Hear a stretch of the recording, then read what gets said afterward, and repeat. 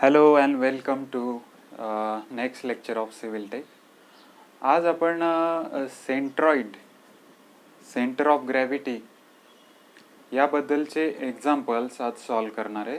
पुढचा पार्ट आहे centroid, centre of gravity, त्याची डेफिनेशन, त्याचे फॉर्म्युले, त्याचे एक्झाम्पल्स. हा इम्पॉर्टंट पॉईंट आहे MPSC pre, as far as MPSC pre is concern.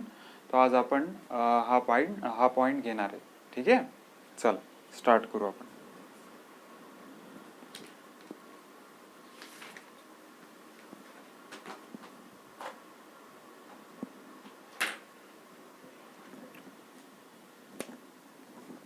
चल नाव देतो centroid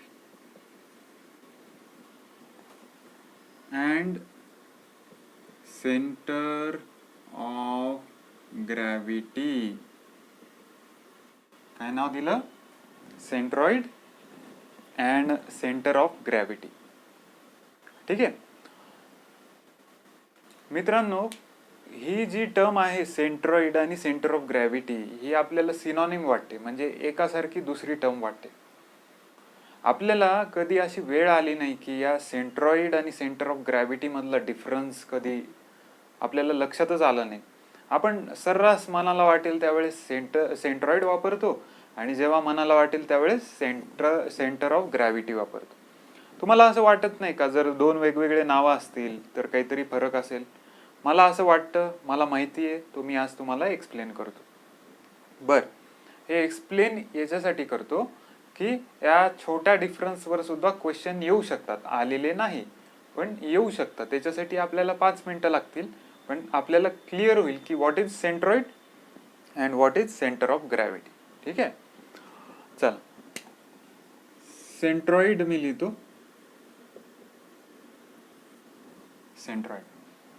centroid is geometric center of any area. What is centroid? Centroid is geometric center of any area. म्हणजे जर एखादा ट्रायंगल असेल, याचं geometric centre कुठे असतं? इथे असतं, राईट. एखादा सर्कल असेल, ठीक आहे, याचं जॉमेट्रिक सेंटर कुठे असतं? इथे असतं. असे आपण भरपूर एक्झाम्पल घेऊ शकतो. जर मी घेतला स्क्वेअर, कुठे असतं सेंटर? इथे मधात, बरोबर ना. मग हे झालं आता सेंट्रॉइड. सेंट्रॉइडची डेफिनेशन सिम्पली काय होती? Geometric centre of any area. ठीक आहे. मग आता डिफरन्स काय की सेंटर ऑफ ग्रॅव्हिटी आणि सेंट्रॉइड कसं व्हॅरी करतं ते आपण बघू. आता सेंटर ऑफ ग्रॅव्हिटी म्हणजे काय? सेंटर ऑफ ग्रॅव्हिटी, मला एक सांगा की या नावातच काय दिसतंय तुम्हाला? Centre of gravity. त्याच्याहून तुम्हाला काही अनुमान, काही तर्क वितर्क करता येतात का? मला येतो की याच्यात ग्रॅव्हिटी दिलंय म्हणजे ग्रॅव्हिटेशनचा काहीतरी इफेक्ट होत असणार, बरोबर ना. सो जसं मी बोललो आहे तशीच ती टर्म. कसं आहे की सपोज मजा बघा आता, हा जर ट्रायंगल हा भरलेला असला, ठीक आहे, तर या भरलेल्या ट्रायंगलचं एक सेंट्रॉइड असतं. आणि जर तो नुसता वायर्ड असला, वायर्ड, तरी या ट्रायंगलची सेंटर ऑफ ग्रॅव्हिटी हीच असते. वायर्ड असला म्हणजे काय? हा झाला भरीव आणि हे झाले वायर, तरी सेंटर ऑफ ग्रॅव्हिटी सेमच असते. मग मी तुम्हाला एक्झाम्पल काय दिले की तुम्ही तर सर म्हणताय सेंट्रॉइड आणि centre of gravity of triangle सेमच असते, मग फरक कुठं दिसून आला? फरक दिसण्यासाठी मी तुम्हाला एक एक्झाम्पल देतो. खूप सोपं एक्झाम्पल आहे आणि ते तुम्हाला पटकन लक्षात येईल. मी इथे उभा असताना माझं सेंटर ऑफ ग्रॅव्हिटी कुठेतरी सेंटरला ऍक्ट होईल, राईट. कुठेतरी सेंटरला ऍक्ट झाल्यानंतर काय होणार आहे, सेंट्रॉइड आणि सेंटर ऑफ ग्रॅव्हिटी सेम असणार. ठीक आहे. पण मी जर एका डायरेक्शनला असं झुकलो किंवा मी असं या डायरेक्शनला झुकलो तर काय होईल, माझं सेंट्रॉइड आहे तिथेच राहील पण सेंटर ऑफ ग्रॅव्हिटी बदलणार. कारण तुमचा जो फोर्स ड्यू टू ग्रॅव्हिटेशन जो बॉडीला लागतो त्याची क्वांटिटी ही प्रत्येक ठिकाणी, म्हणजे आता जर पृथ्वीचा विचार केला, जे आपले ध्रुव आहेत, दक्षिण ध्रुव, उत्तर ध्रुव, या ठिकाणी ना प्रत्येक ठिकाणी centre of gravity or you can say gravitational ॲक्सेलरेशनच्या व्हॅल्यू कमी अधिक प्रमाणात आहे. ठीक आहे. इवन आपण कोणत्या स्टेजमध्ये असतो, कोणत्या डायरेक्शनमध्ये असतो, हे सुद्धा सेंटर ऑफ ग्रॅव्हिटीवरून बदलतं. जसं आताच तुम्हाला सांगितलं मी की मी जर असं खाली वाकलो किंवा मी कोणतेही असं ॲब्रॉड परिस्थितीत झालो, म्हणजे असं पडायला, लोक पडतात का बरं? का पडतात लोक? लोक पडतात त्याच वेळेस जेव्हा त्यांचा सेंटर ऑफ ग्रॅव्हिटी त्यांना बॅलन्स करता येत नाही. ठीक आहे. आता सेंटर ऑफ ग्रॅव्हिटी बॅलन्स करणे म्हणजे काय, जर मी पडायला लागलो तर सेंटर ऑफ ग्रॅव्हिटी हा इकडे इकडे इकडे ढकलला जातो, म्हणजे मला ऑब्विसली या डायरेक्शननी झुकलं पाहिजे. कळते मी काय बोलतोय? मी इकडे पडायला लागलो, जो सेंटर ऑफ ग्रॅव्हिटी पहिले इथे सेंटरला होता, मी इकडे जर पडायला लागलो तर तो या डायरेक्शननी जातो. म्हणजे याचा मिनिंग काय, मी इकडे सरकलं पाहिजे. जर मला स्टेबल पाहिजे असेल, तर स्टेबल कंडिशन पाहिजे असेल तर मी इकडे सरकलं पाहिजे, तर मी स्टेबल राहील, जसं आता उभा राहिलो. तर हा सेंटर ऑफ ग्रॅव्हिटी ज्याचा बॅलन्स होत नाही ते माणूस पडतात. एक्झाम्पल आपल्याला माहितीच आहे, भरपूर लोक रात्री दारू पिऊन रस्त्यावर पडलेले दिसतात, असे इकडं तिकडं चालत असतात. मेन पॉइंट काय, त्यांचा जो मेंदू आहे तो त्यांच्या सेंटर ऑफ ग्रॅव्हिटीला बॅलन्स करू शकत नाही. ठीक आहे. हा त्याच्यातला टेक्निकल पॉइंट आहे. ठीक आहे. जरा डोक्यावरून चाललंय का? बरं, मी अजून सोप्या भाषेत सांगतो. सेंटर ऑफ ग्रॅव्हिटी आणि सेंट्रॉइड मधला एक बेसिक फरक असा आहे की सेंट्रॉइड हा एरियाचा असतो. सेंट्रॉइड हा एरियाचा असतो. ठीक आहे. जॉमेट्रिक एरिया ज्याचा कोणता असतो, त्याचा सेंट्रॉइड असतो. सेंट्रॉइड कधीही बदलत नाही. Wear as centre of gravity can be change. जसं आता तुम्हाला सांगितलं, इकडे तिकडे वळलो तर माझ्या शरीराचा बॅलन्स जाणे म्हणजे काय, I am not matching with my centre of gravity. ठीक आहे. So this is the little difference between centre of gravity. की अजून एक एक्झाम्पल देतो. आता ही डिस्क मी रिप्लेस केली, जे आपलं कुकरचं वायसर असतं ना, कुकरची ती रिंग असती बघा काळी आजूबाजूला, त्या कुकरच्या रिंगचं सेंट्रॉइड हे त्याच्या सेंटरलाच येतं, बरोबर ना. वेअर ॲज सेंटरला त्याचा कोणता एरिया आहे का पकडायसाठी? नाही, बरोबर ना. लक्षात आलं? त्या कुकरचं जे वायसर असतं काळ्या कलरचं, त्याचं सेंट्रॉइड कुठे येतं? त्याच्या सेंटरलाच येतं.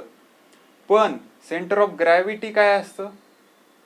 The point at which whole mass of the body is suppose to be concentrated. म्हणजे जर तुम्ही कुकरचं वायसर घेतलं आणि हवेत फोर्स लावला तर ती बॉडी पूर्ण तिथे कॉन्सन्ट्रेटेड असते, असा मिनिंग आहे का? कळते ना मी काय बोलतोय? मी सिंपल एक्झाम्पल काय दिलं, सेंट्रॉइडचं. सेंट्रॉइड कुकरच्या वायसरचं त्याच्या सेंटरला असतं, बरोबर ना. सेंटरला म्हणजे काय, कुकरची वायसरची काळी रिंग असते, त्याच्या सेंटरमध्ये जे असतं पॉइंट त्याला आपण सेंट्रॉइड म्हणतो, जो की इनविजिबल असतो, पण एरियाच्या दृष्टीने तो पॉइंट असतो. ठीक आहे. जॉमेट्रिक सेंटर हे त्याचं सेंटरच असतं. पण ज्यावेळेस आपण विचार करतो सेंटर ऑफ ग्रॅव्हिटीचा, what is centre of gravity? Centre of gravity is the point where the whole mass of the body is suppose to be concentrated. म्हणजे त्या एका पॉइंटला जर तुम्ही उचललं तर पूर्ण बॉडी बॅलन्स कंडिशन मध्ये उचलल्या जाते. ठीक आहे ना. असे भरपूर एक्झाम्पल आपण देऊ शकतो. जे आपली पृथ्वी आहे, पृथ्वीचं जे आपण ते नकाशा बघतो ना, आपल्याकडे एक गोल असतं बघा पृथ्वीचं. किंवा फुटबॉल घ्या. फुटबॉल काही काही जणांनाच ते असं गोल फिरवता येतो असं बोटावर, बरोबर ना. ते काय करतात, त्या फुटबॉलची सेंटर ऑफ ग्रॅव्हिटी मॅच करतात. ठीक आहे. तसं पाहायला गेलं तर त्याचं सेंट्रॉइड काय आहे, सेंट्रॉइड हे त्याच्या मिडला येणार. And wear as centre of gravity is the bottom point of that particular football. त्याला मॅच केल्यामुळे तो बॅलन्स आहे. कळाला? सिंपल डिफरन्स आहे. मी तुम्हाला 2-3 एक्झाम्पल दिले, याच्या उपर जरी तुम्हाला कळालं नाही, हे काही म्हणजे आपल्याला मी जसं स्टार्टिंगलाच सांगितलं, हे काही कळून घ्यायचं परीक्षेसाठी काम नाहीये, पण मला असं वाटतं की मी हे जे काही डिफरन्स सांगितले त्याच्यावरनं तुमचा हा थॉट प्रोसेस क्लिअर असेल. ठीक आहे. What is centroid? Centroid is the geometric centre of an area. Centroid is geometric center of an area where center of gravity is point where whole mass of the body is supposed to be concentrated.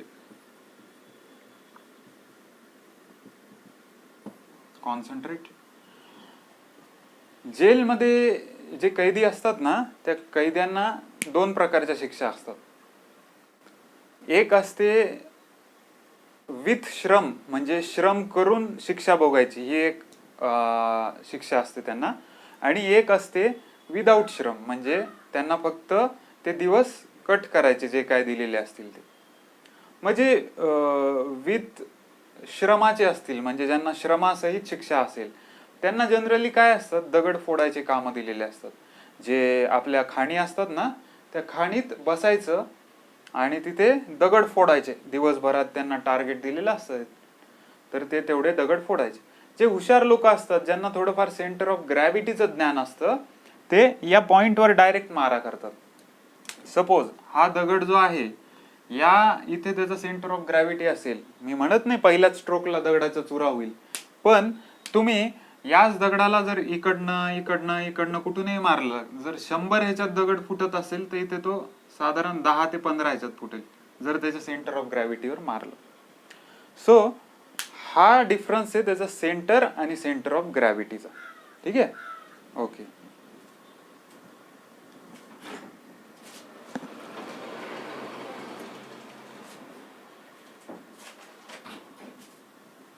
ठीक आहे.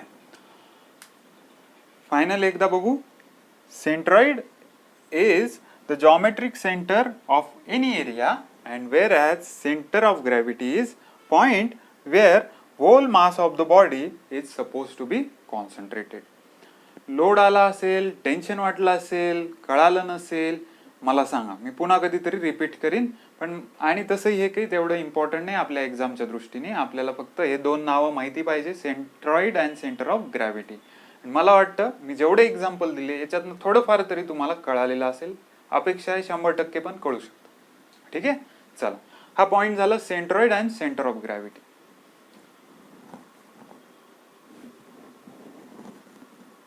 आपल्याला शिकायचंय आता सेंट्रॉइडच. आपल्याला जे काही example येतात ना, ते सगळे येतात सेंट्रॉइडवर. ठीक आहे. So we are going to see only centroid. त्याच्यामुळे मी सेंटर ऑफ ग्रॅव्हिटी कट करून टाकलं. इथे सेंट्रॉइड ज्यावेळेस आपण बघतो, हे जे समोर मी फिगर दिलेले आहेत, या फिगरला जर मी असं डिवाइड केलं सिमेट्रिक मॅनर मध्ये, ठीक आहे, हे असं डिवाइड केलं मी, याला पण असं डिवाइड केलं, म्हणजे याच्याहून तुम्हाला काय कळतं, हा असतो आपला एक्स ऍक्सिस, हे असतं Y axis. Every centroid has x and Y coordinate. कळतंय ना तुम्हाला? हे बघा, या सेंट्रॉइडला काहीतरी एक्स कोऑर्डिनेट असेल, याला एक्स असेल, याला काहीतरी वाय असेल, याला काहीतरी झेड असेल. आपल्याला बघायचंय फक्त 2D बघायचंय बरं का, आपल्याला 3D सेंट्रॉइड नाही.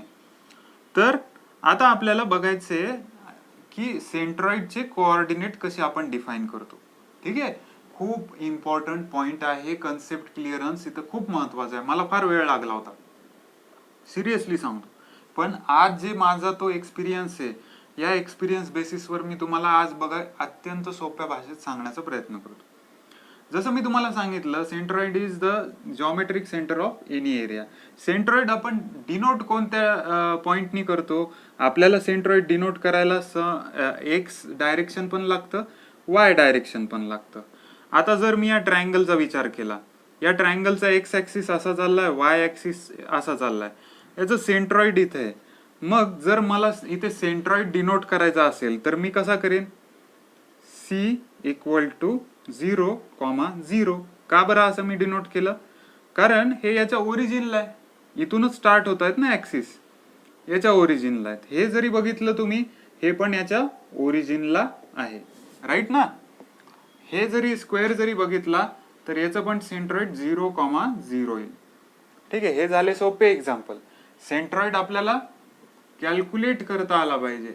मला इथे सांगा आता, सपोज हा आहे ट्रायंगल आपला, राईट अँगल ट्रायंगल. हा झाला वाय ऍक्सिस, हा झाला एक्स ऍक्सिस. याचं सेंट्रॉइड कुठे असतं? याचं सेंट्रॉइड साधारण आपल्याला माहिती इथे असतं, बरोबर ना? का चुकलं? बरोबर आहे. तर याचं सेंट्रॉइड इथे असतं, तर मग आपल्याला प्रत्येक वेळेस काय डिनोट करायचंय? त्याचं इतकं डायरेक्शन आणि त्याचं इतकं डायरेक्शन. इतकं इतकं म्हणजे काय? जी कोणती आपण फिगर ड्रॉ करू त्याचं आपल्याला सेंट्रॉइड डिनोट करायचं with the help of x axis direction, with the help of Y axis direction. आता हे जे मी ट्रायंगल दिलं, रेक्टँगल दिलं, मी अजून स्क्वेअर देईल, अजून भरपूर वेगवेगळे शेप देईल, याचा एक चार्ट आहे. याचा एक चार्ट आहे. हा चार्ट मी जर इथे लिहित बसलो ना तर खूप वेळ लागेल. मी काय करतो, आपला जो टेलिग्राम ग्रुप आहे तिथे मी पूर्ण डिटेल चार्ट देऊन टाकतो. म्हणजे ट्रायंगल असेल, रेक्टँगल असेल, अजून जे काही कोण कोण काय काय असतं, थांबा, आर्क एक असतं, त्याच्यानंतर सर्कल एक असतं, भरपूर सारे शेप आहेत. ठीक आहे, या सगळ्या शेपचा आपल्याला सेंट्रॉइड लक्षात ठेवायचा आहे. ठीक आहे, ते तुम्ही एकदा बघून घ्या, ते आपल्याला प्रत्येक ठिकाणी कॅल्क्युलेशनला लागणार. ठीक आहे, आज आपण जे एक्झाम्पल घेतोय त्या एक्झाम्पलसाठी जे काही सेंट्रॉइड लागत आहेत ते मी तुम्हाला अगोदरच देईल. पण बाकीचे जे मिसलेनियस आहेत मी इथे काढून दाखवू शकतो, पण अननेसेसरीली ते इथे काढून दाखवणे ग्रुपवर टाकणे वन अँड द सेम. ठीक आहे, त्याच्यामुळे मी पूर्ण तो चार्ट आहे ना आपल्या ग्रुपवर टाकेन. मला सांगायचा पॉइंट ऑफ व्ह्यू एवढाच होता की आल्यापासून आपण बघितलं सेंट्रॉइड आणि centre of gravity. Centre of ग्रॅव्हिटीला बाजूला करून टाका, आपल्याला सेंट्रॉइडवर काम करायचंय. सेंट्रॉइडवर काम करताना आपण एक लक्षात घेतलं की सेंट्रॉइड हा फक्त एक्स आणि वाय डायरेक्शनने आपण डिनोट करतो. तर हे एक्स आणि वाय डायरेक्शन आपल्याला कोणत्याही फिगरचे, आडव्या तिडव्या फिगरचे आले पाहिजे. This is what our target for calculation of centroid. जर हे जमलं तर तुम्हाला सेंट्रॉइड काढता येतं असं त्याचा मिनिंग होतो. कारण सिंपल फिगर अशा दिल्या तर याचा सेंट्रॉइड तर कुणीही काढू शकतं. पण जर तुम्हाला वेगवेगळ्या फिगर दिल्या, सपोज ही अशी फिगर दिली, तर याचा सेंट्रॉइड कसा काढणार? ठीक आहे ना, याचा सेंट्रॉइड कसा काढणार? तर याचा सेंट्रॉइड काढण्याच्या वेगवेगळ्या पद्धती आहेत. आपल्याला याला डिस्ट्रीब्यूट करावं लागतं वेगवेगळ्या भागांमध्ये. कसं करायचं, काय करायचं ते आपण आता इथून पुढे बघणार. आतापर्यंत लक्षात आलं? Centroid, centre of gravity. Centroid is denoted with the help of x and Y direction. इतकंच आपण पाहिलेलं आहे. ठीक आहे,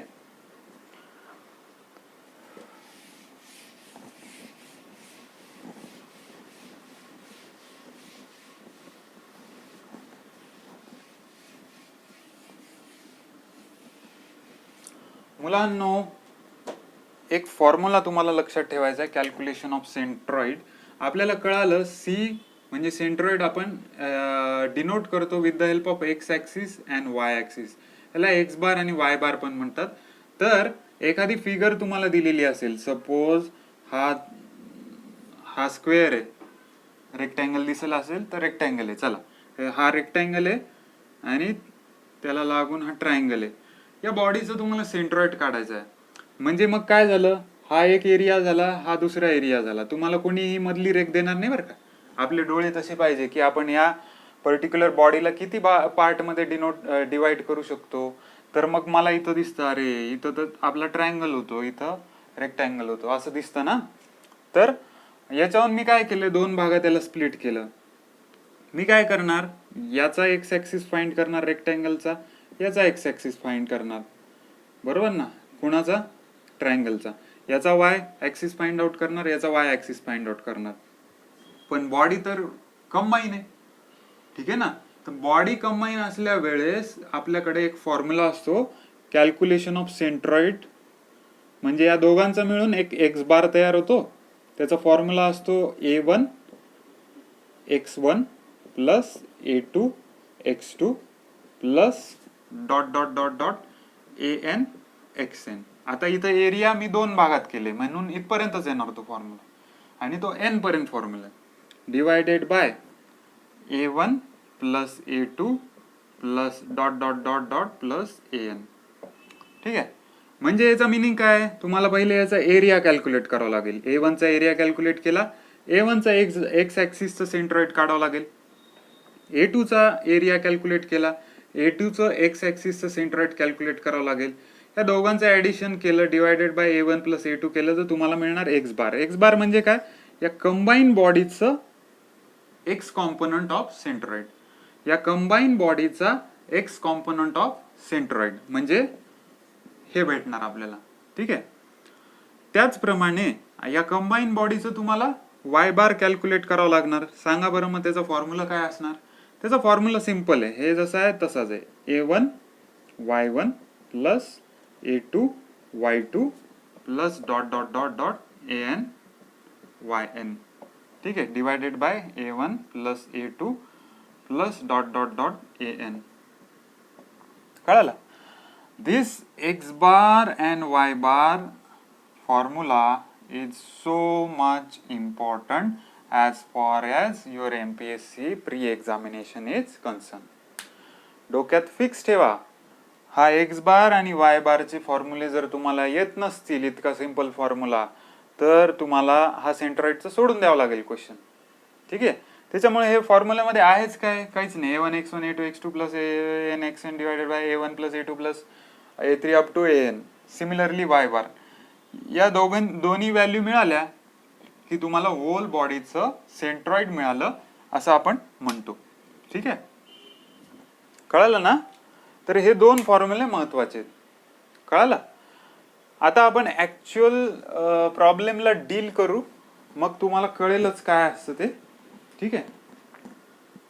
फॉर्म्युला स्क्रीनशॉट मारून घ्या.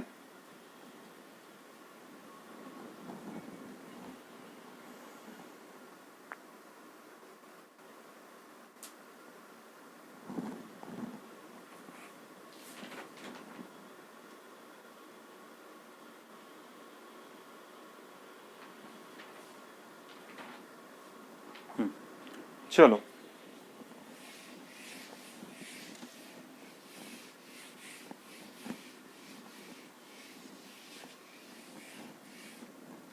मी आजच्या पुरतं आपल्याला एक्झाम्पलला लागणारे जे काही सेंट्रॉइड असतात कॉमन फिगरचे ते 2-3 सेंट्रॉइड लिहून देतो. पुन्हा एकदा सांगतो, याच्यासोबत भरपूर 10 तरी सेंट्रॉइडची लिस्ट आहे, ती मी आपल्या टेलिग्राम चॅनलवर टाकतो. छान प्रकारे सिस्टमॅटिक दिलेली आहे. पाठ करायची, त्याला पर्याय नाही, जे आहे ते सांगतो मी. पाठ करायची.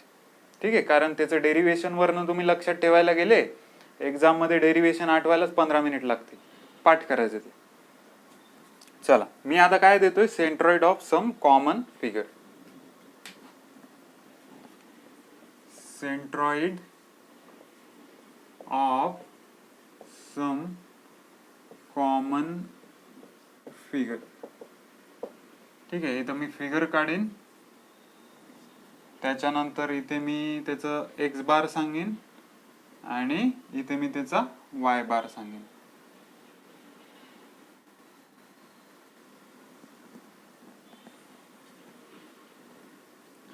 सगळ्यात पहिले आहे एक्स अँड वाय डायरेक्शन. तुम्हाला एक बेसिक गोष्ट सांगतो बरं का मी. ही गोष्ट तुम्ही जितकं चांगलं लक्षात ठेवताल तितके तुम्हाला कोणत्याही परीक्षेत पास होण्याचे चान्सेस जास्त आहेत. सेंट्रॉइड कॅल्क्युलेशन करत असताना सगळ्यात पहिले व्हेरी फर्स्ट स्टेप तुमचं बघणं कुठे गेलं पाहिजे, तुमचा व्ह्यू कुठे गेला पाहिजे की where is x and Y axis. तो कुठे तुम्ही बघितला पाहिजे. तो जो सेंटरला असेल तर तुमचं सेंट्रॉइड 0-0 येणार आहे. ठीक आहे. इथे बघा, आता माझं एक्स आणि वाय डायरेक्शन इथे आहे, नाही थोडस वेगळ्या ठिकाणी. प्रत्येक ठिकाणी बदलतं बरं का. माझ्या जवळ असलेलं आणि तुमच्या जवळ असलेलं नवीन एक्झाम्पल मध्ये प्रत्येक ठिकाणी बदलतं. होऊन जाऊ दे प्रॉब्लेम, नंतर अजून आपण डील करू. तुम्हाला सगळं क्लिअर होईल, टेन्शन बिलकुल घ्यायचं नाही. हे एक्स ऍक्सिस, हे वाय ऍक्सिस, हे एक्स हे एक्स ऍक्सिस, हे वाय ऍक्सिस. ठीक आहे. आता मी इथे घेतोय ट्रायंगल. काय घेतोय? ट्रायंगल. ट्रायंगल घेतलं पण याचं एक्स अँड वाय ॲक्सिस आहे तिथंच आहे का? आहे तिथंच आहे. राईट. आता सांगा मला, या ट्रायंगलचं सेंट्रॉइड कुठे असतं? या इथे असतं, बरोबर ना? पाहिले आपण लहानपणी, इथे असतं ना. तर या ट्रायंगलचं सेंट्रॉइड इथे असतं, म्हणजे याचा हा कॉम्पोनंट म्हणजे एक्स डायरेक्शनचा पॉइंट काय झाला? 0 झाला ना. बघा, ही एक्स ची लाईन कुठून स्टार्ट होतीये? या पॉइंटहून. म्हणजे इथे एक्स डायरेक्शन काही आहे का? याला, या पॉइंटला एक्स डायरेक्शन काही आहे का? नाही, कारण तो ऑलरेडी या पॉइंटवरच आहे. ठीक आहे ना. That's why x component is 0 here. कळालं मी काय बोललो? एक्स आणि वाय डायरेक्शन आहे. एक्स आणि वाय डायरेक्शन मध्ये सेंट्रॉइड इथे असतो ट्रँगलचा. तर एक्स आणि वाय डायरेक्शन असा असल्यास सेंट्रॉइड इथे असतो, आणि जो की ऑलरेडी एक्स ऍक्सिसच्या काय म्हणतो, स्ट्रेट लाईनवर आहे, टँजंटवर आहे, लाईन ऑफ ऍक्शनवर आहे. त्याच्यामुळे इथे एक्स कॉम्पोनंट काय झाला? 0 झाला. आता यू वाय कॉम्पोनंटवर. वाय कॉम्पोनंट काय दिसतोय? एवढा दिसतोय तुम्हाला, बरोबर ना. हा एवढा जो व्हॅल्यू आहे त्याची व्हॅल्यू असते h/3. h/3 व्हॅल्यू असते. ठीक आहे. ओके, हे झालं पहिली फिगर. एरिया पण लिहून टाकू इथे. Area side by side. Area काय असतो ट्रायंगलचा? 1/2 base into height, where base is this and height is this. ठीक आहे. So this is the area of triangle. दुसरी फिगर घेऊ आपण, सेमी सर्कल. हे झालं सेमी सर्कल. आता ऍक्सिस बघा, इथून एक ऍक्सिस आणि इथून एक ऍक्सिस काढला मी. आता मला सांगा, सेमी सर्कलचं सेंटर कुठेतरी इथे असेल, बरोबर ना. सेमी सर्कलचं सेंटर, तुम्ही म्हणताल सर सर्कलचं सेंटर तर इथेच असतं, बरोबर ना. असंच म्हणणार तुम्ही, 100% असंच म्हणणार. सर्कलचं सेंटर इथे असतं, पण हे सर्कल नाहीये. याचा खालचा पार्ट काढून घेतलाय. खालचा पार्ट काढून घेतला ना, तर हे जे सेंटर असतं ते वर सरकतं. त्याच्यामुळे सेमी सर्कलचं सेंटर इथे येतं. तर इथे सेंटर आल्यानंतर मला याचा एक्स कॉम्पोनंट सांगा. गेलो मी इथून स्ट्रेट एक्स कॉम्पोनंट कडे. काही सुरू झाले का एक्स कॉम्पोनंट? इथे नाही झालं, बरोबर ना. म्हणजे इथे एक्स डायरेक्शन काय झालं याचं? 0. चला, आता मी याच वाय डायरेक्शन बघतो. काहीतरी व्हॅल्यू दिसते बाबा. ही व्हॅल्यू असते 4r/3π. 4r/3π. Area of circle काय असतो रे? πr². म्हणजे सेमी सर्कलचा एरिया काय असणार? πr²/2. ठीक आहे. चला, हे आपण वाटल्यास r दाखवून देऊ. हे झालं r. कळालं तुम्हाला? तर ह्या झाल्या 2 फिगर, ज्या की आपल्याला समोर कामाला येतील आत्ताच्या एक्झाम्पल मध्ये. त्याच्यासाठी मी जस्ट तुम्हाला हे नॉमिनल लिहून दिलं. असं डिटेल चार्टवर का, मी पुन्हा सांगतोय, डिटेल चार्ट आपल्या टेलिग्राम ग्रुपवर टाकीन. कारण मी जर लिहित बसलो ना, अननेसेसरी वेळ जाईल. कारण मी पण सांगतो डायरेक्ट फॉर्म्युलाज आहे, काही डिराईव्ह मी करून देणार नाही आणि केल्याचा उपयोग पण नाही. म्हणून डिटेल चार्ट आपल्या ग्रुपवर टाकू आपण. रट्टा मारायचा, मी जनरली म्हणत नाही, पण याला रट्टाच मारायचा. रट्टा मारायचा, आणि हे एकदा पाठ झालं ना, तुम्हाला कोणत्याही फिगरचं सेंट्रॉइड काढता येईल. ठीक आहे. बघू आपण एक एक्झाम्पल डील करू. तुमचे सगळे डाऊट्स, डिफिकल्टी सगळं क्लिअर होईल. ठीक आहे. चला, स्क्रीनशॉट मारा एवढा याचा.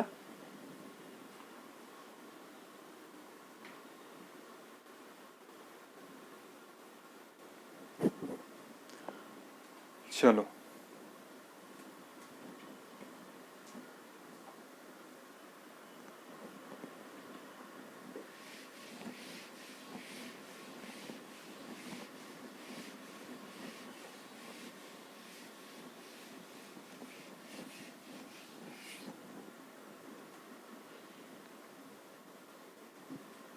determine the centroid of an area determine the centroid of an area as shown in figure with respect to axis shown in figure.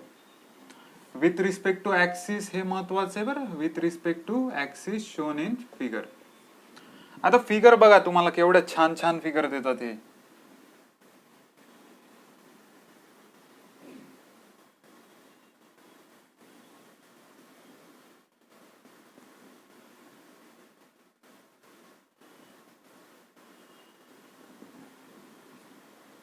याचा वाय ऍक्सिस हा असा दिलेला आहे इथून आणि एक्स ऍक्सिस हा असा दिला आहे इथून.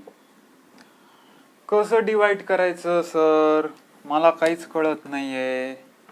याला डिवाइड करायला बघा आता मला एवढं तर दिसतंय इथे ट्रायंगल काहीतरी फॉर्म होऊ शकतो बाबा. मी काय केलं, इथून ट्रायंगल डिवाइड केला. इथे मला काहीतरी सेमी सर्कल दिसतंय, मी इथून काहीतरी डिवाइड केलं. ओके, काय झालं, हा झाला तुमचा रेक्टँगल, हा झाला तुमचा राईट अँगल ट्रायंगल, हा झाला तुमचा सेमी सर्कल. कळालं. आता तुम्हाला जसं मी सांगितलं, हे झालं वाय ऍक्सिस, हे झालं एक्स ऍक्सिस. लाल पेन शक्यतो कमी वापरू. ठीक आहे. तर हा झाला एक्स ऍक्सिस, हा झाला वाय ऍक्सिस. आता मी काय करतो, सरळ सरळ मी एरियाला नाव देऊन टाकतो. इकडनं स्टार्ट करू. ह्याला म्हणतो मी एरिया A1, याला म्हणतो A2, याला म्हणतो A3. ठीक आहे. कोणाला काही अडचण इथपर्यंत नाही. जस्ट जी फिगर दिली होती त्याला वेगवेगळ्या कॉम्पोनंट मध्ये डिवाइड केलं. A1, A2, A3. सांगा बरं, याचे डायमेन्शन दिले नाही मी अजून. हे आहे 6 मीटरचं.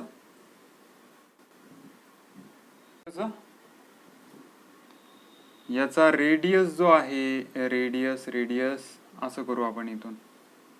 हे आहे रेडियस आहे 2 मीटरचा. ओके, बाकी अजून नाही, एवढंच दिलंय. आणि याची हाईट दिली ना 4 मीटर. हाईट दिली आहे 4 metre. Very first step is to calculate the area of each diagram. A1. सांगा ट्रायंगलचा एरिया कसा कॅल्क्युलेट करायचा. A1 1/2 बेस किती आहे, बेस 3 इंटू हाईट किती आहे 4. किती येतं हे, 2 2 4, इथे 2 6, बरोबर ना, 6 मीटर स्क्वेअर. ओके, हे झाला A1 कॅल्क्युलेट केला मी. नेक्स्ट काय, A2. रेक्टँगलचा एरिया कसा कॅल्क्युलेट करायचा, B into D. Okay, B into D. 6 into height किती आहे 4, किती आहे 24 metre square. Am I right. Yes sir. Next A3.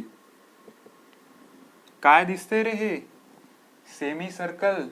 आता आपण एरिया बघितला होता याचा, काय होता हा, पाय स्क्वेअर बाय 2.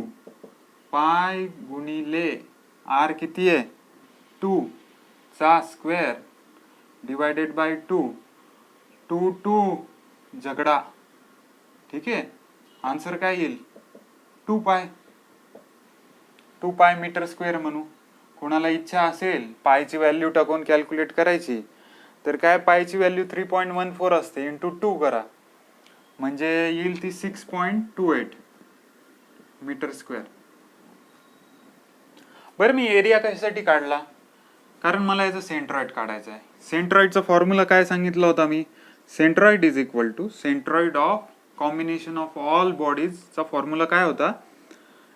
सेंट्रॉइड कसं डिनोट करणार आपण, एक्स बार कॉमा वाय बार.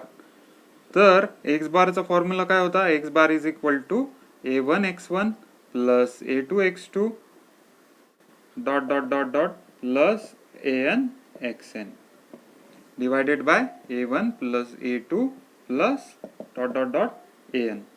आणि सिमिलरली वाय बारचा फॉर्म्युला होता, तो लिहून नाही दाखवत आता. ठीक आहे, same A1y1 plus A2y2 up to ANyn divided by A1 plus A2 up to AN असा फॉर्म्युला होता. मग याच्यातली जी पहिली स्टेज आहे ना, आपण A1 A2 A3 कॅल्क्युलेट करायची, ही झाली. मग दुसरी स्टेज काय, आपल्याला प्रत्येकाचं एक्स कॉम्पोनंट कॅल्क्युलेट करायचं आहे.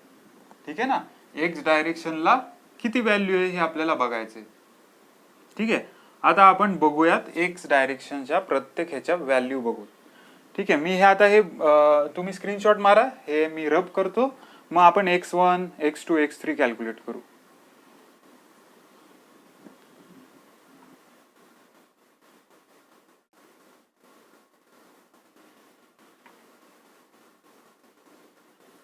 ओके, बोलिए. x1 सांगा काय येईल, x1 सांगा काय येईल, बताओ. x1 म्हणजे काय झाला, याचं एक्स डायरेक्शन. ठीक आहे ना, याचा सेंट्रॉइड कुठे असतो रे, इथे असतो ना कुठेतरी. तर मग मी म्हणतो त्याचं खाली ड्रॉप घेऊ आपण, इथे कुठेतरी एक्स डायरेक्शनची व्हॅल्यू येईल. हे एक्स ऍक्सिस आहे ना, याचा सेंट्रॉइडचा हा पॉइंट आहे. हा सेंट्रॉइडचा पॉइंट बनतो कसा, एक्स डायरेक्शन मुळे आणि वाय डायरेक्शन मुळे. तर हे डायरेक्शन, हे अंतर किती आहे आपल्याला कॅल्क्युलेट करायचं. ते अंतर मी सरळ इथे घेतलं. हा, इथे लोक आता सगळे चुकून जातात, ते फक्त एवढंच कॅल्क्युलेट करतात. मला सांगा, एक्स ऍक्सिस इथून चालू झाला का रे, नाही झाला ना. कुठून चालू झाला तो, इथून झाला, राईट. म्हणजे मला हे एवढं 6 मीटर इतकं अंतर घ्यावंच लागेल, प्लस इतकं, म्हणजे हा इथून इतका याचा एक्स कॉम्पोनंट झाला, राईट ना. हे एवढं डिस्टन्स, हे this is x component of this triangle, right. So मला काय घ्यावं लागेल, हे 6 मीटर तर मला माहिती आहे, प्लस हे अंतर किती, हे अंतर आपल्याला त्याच्यासाठी फॉर्म्युला दिलाय. फॉर्म्युलामध्ये मी सांगितलं, फॉर्म्युला आता मी लिहून काय दिलाय, h/3, 6 + h/3. 6 + h किती आहे, 6 + h/3 म्हणू किंवा b/3 म्हणू, कारण हा बेस आहे ना, b/3 म्हणू आपण इथे, h/3 नाही. h कधी वापरणार, y कॉम्पोनंटच्या वेळेस. ठीक आहे, 6 + b/3. What is b, b is 3, right ना, b इज 3. Therefore 6 + 1 = 7. कळालं हे, एक्स कॉम्पोनंट 6 + 1 = 7. 1 कसं आलं, b/3. Okay, this is x1. Now moving towards the x2. x2 calculate करायचं आहे आपल्याला. आता ह्या रेक्टँगलचं इथे कुठेतरी सेंट्रॉइड असतं, म्हणजे मला या एक्स ऍक्सिस पासून एवढं डिस्टन्स कॅल्क्युलेट करावं लागेल, बरोबर ना. तो झाला x2. एक्स डायरेक्शनचं एवढं डिस्टन्स मला कॅल्क्युलेट करायचंय.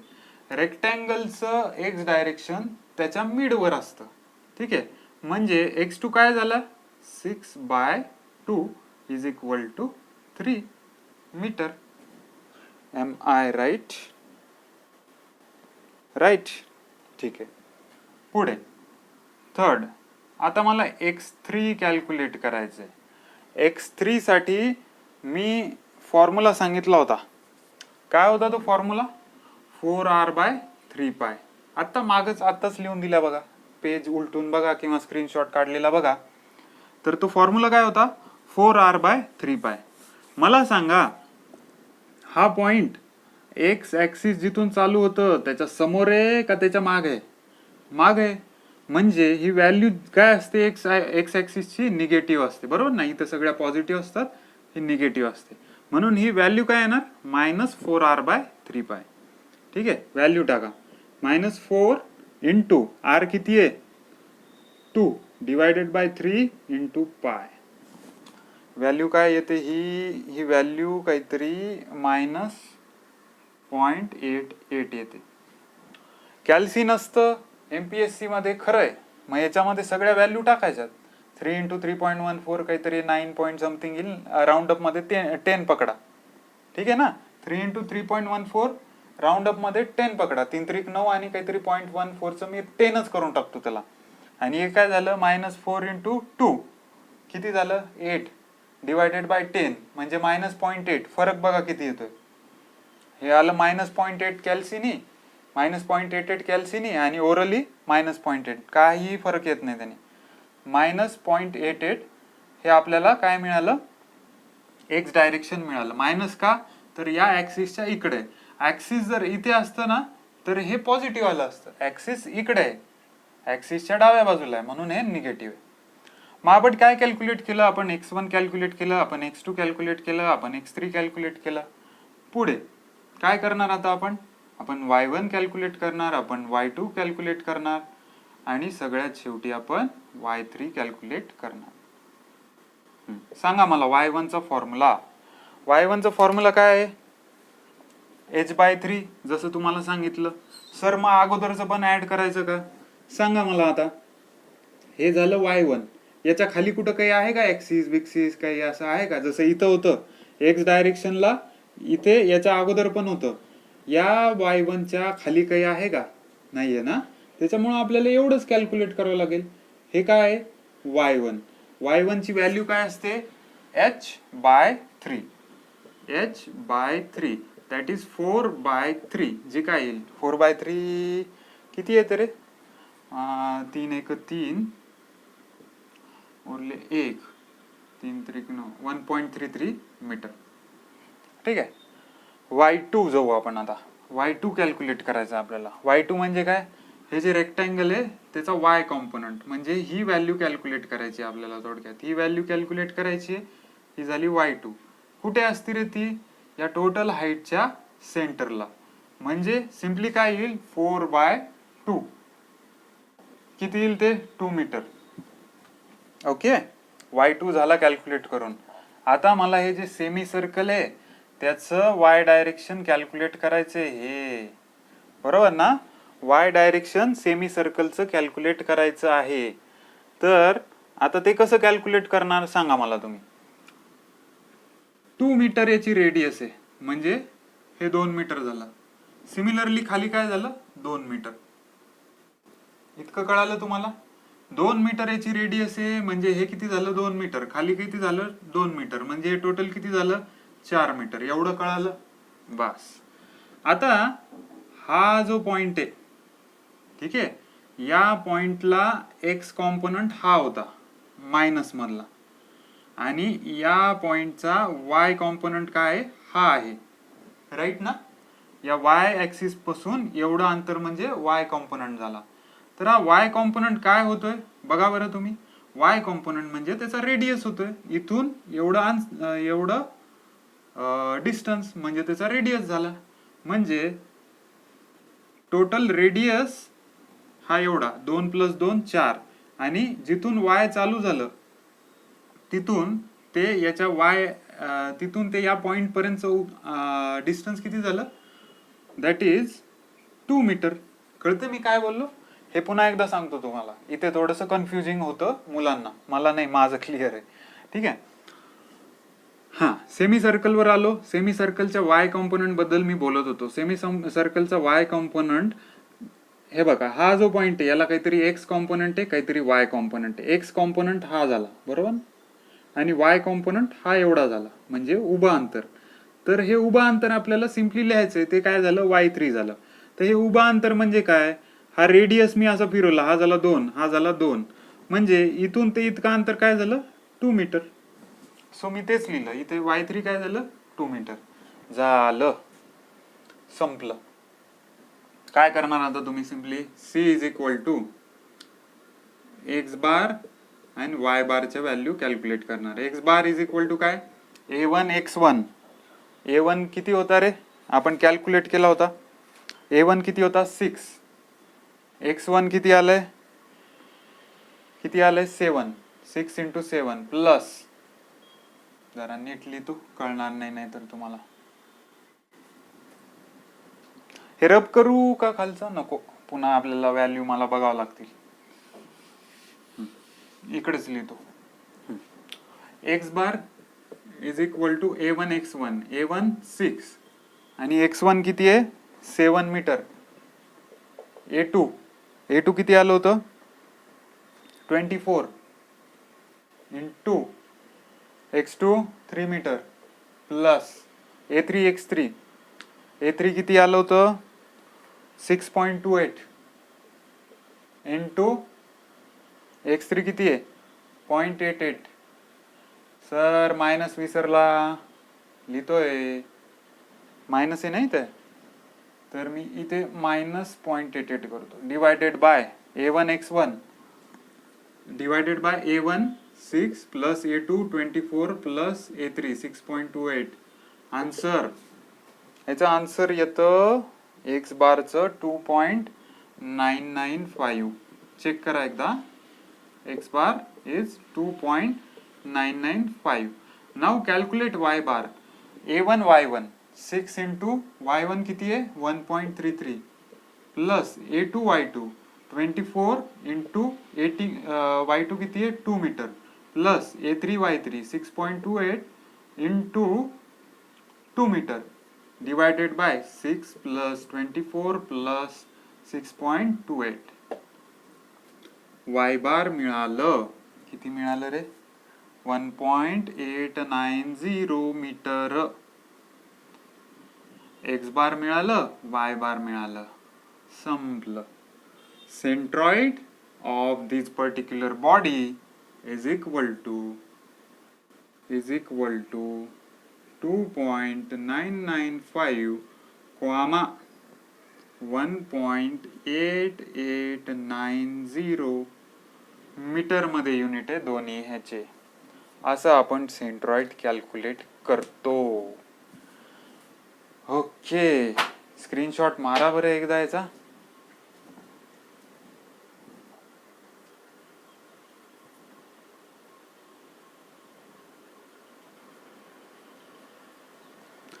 चला, आल्यापासनं आज आपण काय शिकलो. आल्यापासनं आपण सगळ्यात पहिले डिफरन्स बघितला. Centroid, centre of gravity. Centroid is geometric center of an area, whereas center of gravity is the point where whole mass of the body is supposed to be concentrated. Centroid remains constant in all condition, whereas center of gravity may change. ठीक आहे, खाली पडतोय तर माझं balance करावं लागतं centre of gravity. हे आपण बघितलं. मग आपण पुढे गेलो, सेंट्रॉइड बद्दल आपण फॉर्म्युला बघितला. A1 x1 plus A2 x2 up to AN xn divided by A1 plus A2 up to AN. ठीक आहे, एक्स बार साठी होता. वाय बार साठी A1 y1 plus A2 y2 up to A1 y1 divided by A1 plus A2 up to AN. X bar मिळालं, y bar मिळालं. Centroid नेहमी आपण कसं दाखवतो, एक्स बार आणि वाय बारच्या नोटेशननी दाखवतो, एवढं आपल्याला कळालं. मग मी काय केलं, जे कॉमन फिगर्स होते, ट्रायंगल होतं, त्याच्यानंतर सेमी सर्कल होतं, ठीक आहे, याच्याबद्दल मी जे फॉर्म्युले असतात आपले, की एक्स बार काय असतं, वाय बार काय असतं, डिपेंडिंग ऑन ॲक्सिस एरिया काय असतो, हे मी डिनोट केलं. आणि याच्या रिलेटेड अजून मी तुम्हाला हेही सांगितलं की बाकीचे जे फॉर्म्युले टेलिग्रामवर टाकेन. हे आपण इतकं बघितलं. नंतर मग आपण काय केलं, थोडं क्लिअरन्स यावा की सेंट्रॉइड आपण शिकलो बाबा, थेरी शिकलो, प्रॉब्लेम मध्ये नेमकं सेंट्रॉइड कसा कॅल्क्युलेट करायचा, त्याच्यासाठी आपण एक प्रॉब्लेम घेतलं. हे असं कोणतीही एक कंबाईन बॉडी घेतली, ही कंबाईन बॉडीचे हे पार्ट्स करून तुम्हाला कोणी एक्झाम मध्ये दाखवणार नाही, बघितल्या तुम्हाला ठरवायचे. ठीक आहे, मग मी काय केलं, ही अशी बॉडी, हे असं स्ट्रक्चर मला एक्झाम मध्ये दिसलं, मी त्याला स्प्लिट केलं असं असं असं. मग मला कळालं, अरे याच्यात तर एक ट्रायंगल बनतोय, याच्यात तर दुसरा रेक्टँगल बनतोय आणि एक सेमी सर्कल बनतोय. मग मला हे कळालं, मी असं डिवाइड केलं. मग माझा पहिला टास्क काय होतो, सिम्पली प्रत्येकाला A1 A2 A3 नाव द्यायचे, प्रत्येकाचे एरिया काढायचे, हे पहिलं टास्क. दुसरं टास्क x1 याचा कॅल्क्युलेट करायचा. जेव्हा आपण याचा x1 कॅल्क्युलेट करतो, आपल्याला एक गोष्ट फिक्स डोक्यात ठेवायची की याचा एक्स ॲक्सिस स्टार्ट कुठून आहे. याचा x2 कॅल्क्युलेट करतो त्यावेळेस आपल्याला एक्स ॲक्सिस बघावं लागेल कुठून आहे. आणि याचा x3 कॅल्क्युलेट करतो त्याही वेळेस आपल्याला बघावं लागेल की याचा एक्स ॲक्सिस कुठून आहे. सिमिलरली y साठी सुद्धा तेच.